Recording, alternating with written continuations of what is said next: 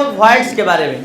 और वॉइड्स जो vacant space जो दिखाई देता है जब हम लोग किसी भी क्रिस्टल में कंस्टिट्यूएंट पार्टिकल के अरेंजमेंट का स्टडी करते हैं तो वहाँ दो तरह के वॉइड्स इन 3D पैकिंग में दिखाई देता है।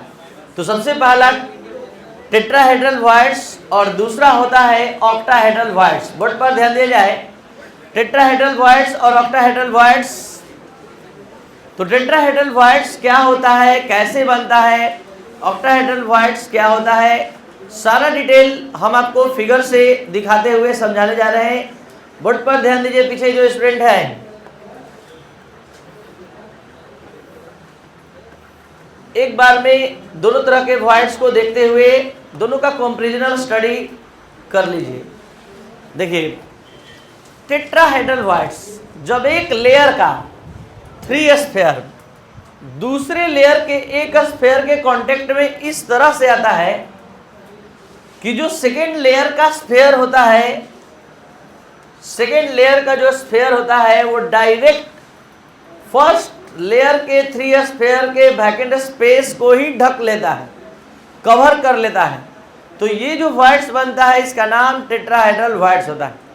लेकिन जब कभी ऐसा होता है कि एक लेयर का 3 स्फीयर दूसरे लेयर के 3 स्फीयर के कांटेक्ट में इस तरह से आता है कि दोनों का वैकेंट स्पेस, दोनों का होल छिद्र एक दूसरे के आमने सामने होता है,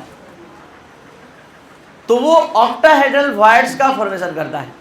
तो सबसे पहले आप सभी स्टूडेंट के माइंड में एकदम क्लियर कॉन्सेप्ट होना चाहिए कि टेट्राहेड्रल वॉइड्स बनता है तो कैसे बनता है और ऑक्टाहेड्रल वॉइड्स बनता है तो कैसे बनता है।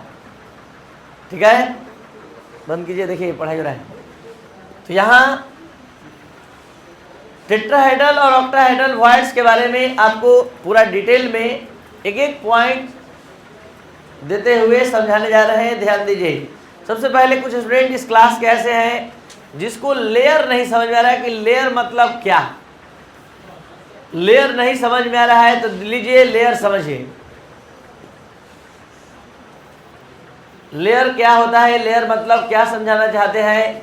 ये देखिए, लेयर का मतलब ये है फर्स्ट लेयर, ये है स्फीयर का सेकेंड लेयर, ये है थर्ड लेयर।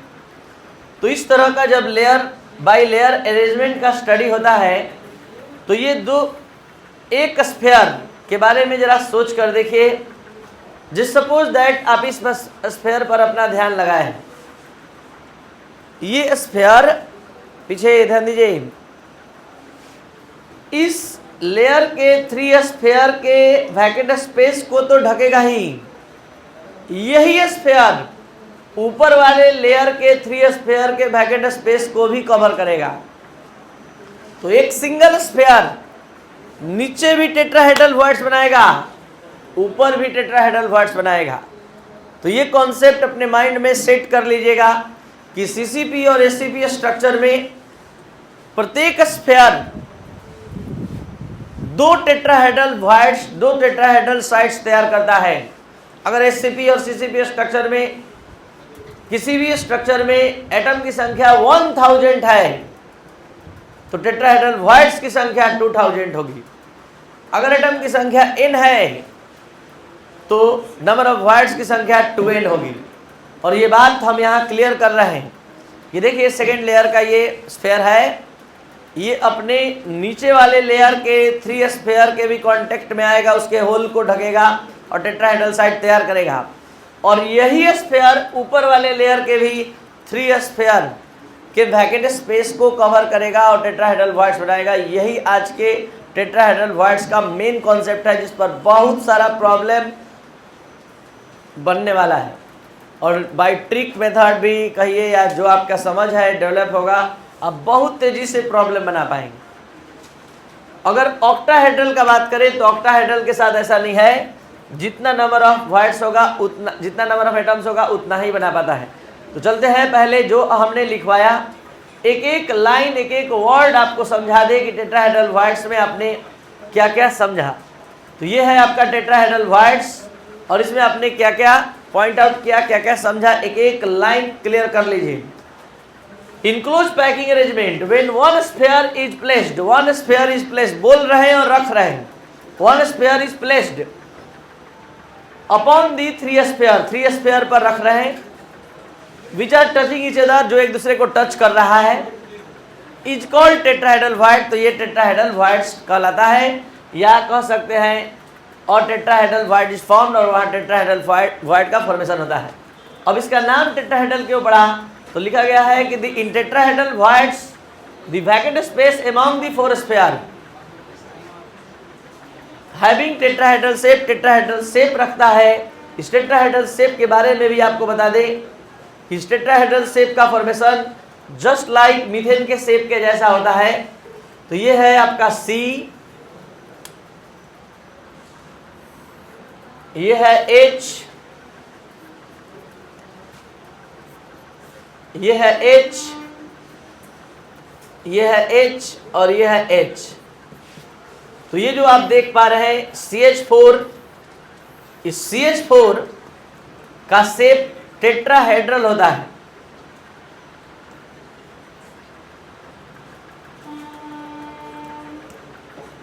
ये इस तरह का शेप, टेट्राहेड्रल शेप देखने के लिए मिलता है। ये टेट्राहेड्रल शेप देख सकते हैं कैसे, एक फेस सामने से, एक फेस उधर से और एक फेस इधर से, तीन फेस हो गया, और एक नीचे से तैयार होता है फेस। ये टेट्राहेड्रल फेस यहाँ पर इस वैकेंट स्पेस में दिखाई देगा। आपको एक एक्सपेरिमेंट बता रहे हैं, आप 4 बॉल लीजिए और 3 बॉल एक साथ इस तरह से अटैच कर लीजिए और उसमें प्लास्टर ऑफ पेरिस या पुट्टी भर दीजिए, ऊपर तक भर दीजिए, थोड़ा ज़्यादा भर दीजिए, और ज़्यादा भरने के बाद एक बॉल और लीजिए और उसको दबाकर पूरा एक दूसरे से टच मिला दीजिए ऊपर वाले बॉल को। 5 मिनट तक उसी तरह छोड़ दीजिए, 5 मिनट बाद सारे बॉल को हटा दीजिए, आपको ऐसा शेप दिखाई देगा। तो इसका नाम इसलिए टेट्राहेड्रल नहीं पड़ा है कि 4 स्फीयर कांटेक्ट में है, इसका नेम इसलिए पड़ा है टेट्राहेड्रल क्योंकि टेट्राहेड्रल शेप का फॉर्मेशन करता है। कोऑर्डिनेशन नंबर इसका 4 होता है, 4 स्फीयर के कांटेक्ट में बनता है, और जो टेट्राहेड्रल वॉइड्स की संख्या होती है, total number of tetrahedral voids is double to the total number of atoms formed in any crystal lattice. यानी कहने का मतलब किसी क्रिस्टल लैटिस में एटम की संख्या से जस्ट डबल होती है टेट्राहेड्रल वॉइड्स की संख्या। तो ये सारा पॉइंट आपने समझ लिया। अब हम बता रहे हैं रेडियस रेशियो के बारे में। देखिए यहाँ भी एक वॉइड्स बना है और इस वॉइड्स में एक गैपिंग है, यहाँ भी एक स्फीयर रह सकता है,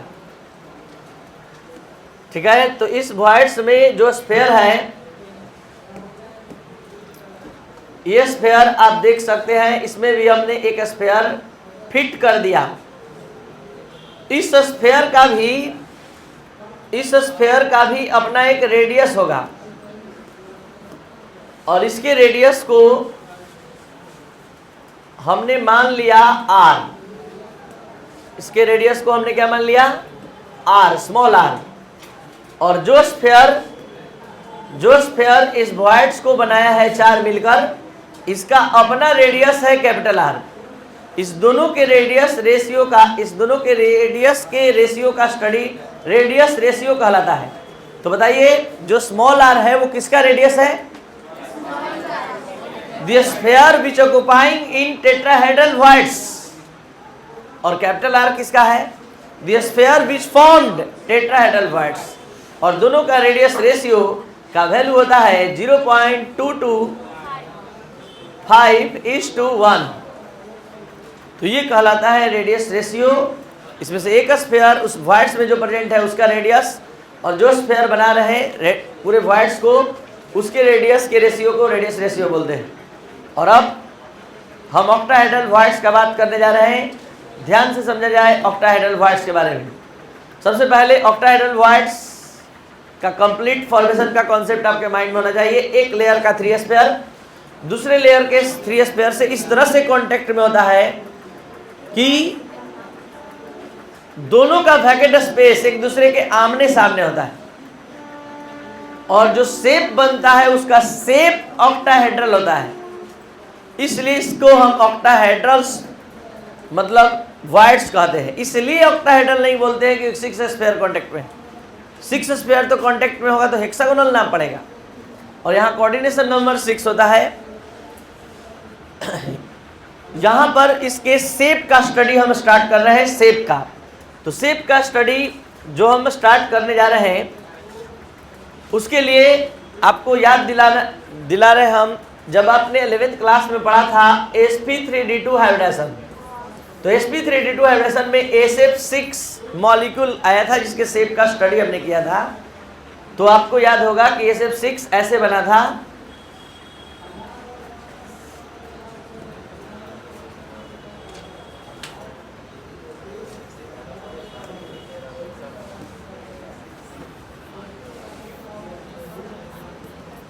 SF6 सभी bond pair bond angle 90 degree के थे, और एक ऊपर और एक नीचे। तो ये ऊपर वाला बॉन्ड पेयर, ये नीचे वाला। और अब यहां पर इसका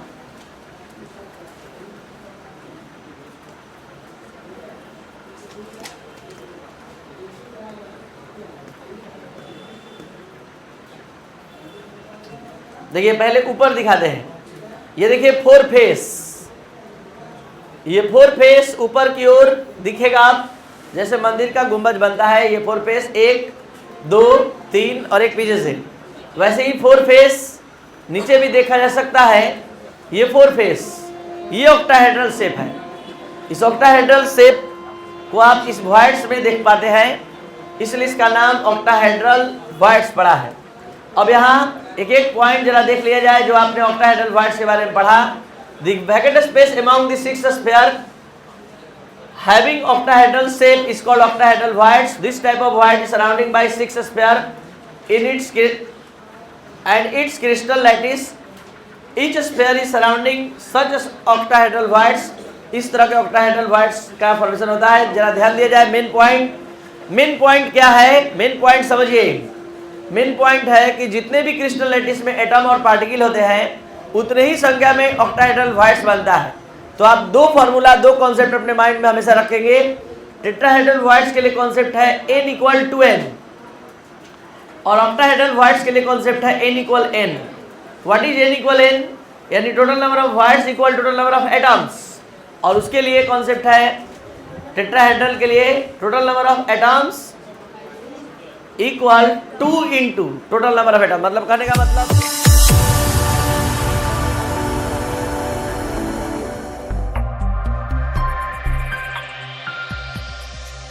एवरीवन, क्या आप अपने केमिस्ट्री के क्लास से सेटिस्फाइड नहीं है? अगर आप ऑनलाइन ऑफलाइन क्लास ज्वाइन किए हैं और आपको टॉपिक वाइज कॉन्सेप्ट क्लियर नहीं हो रहा है स्टूडेंट, तो आप इसके लिए हमारे चैनल के प्लेलिस्ट के माध्यम से उस टॉपिक को पढ़कर देखें। अगर आपको अच्छा लगे तो आप हमारे कोर्स को ज्वाइन करने के लिए ऑनलाइन या ऑफलाइन दोनों ही माध्यम से ज्वाइन कर सकते हैं।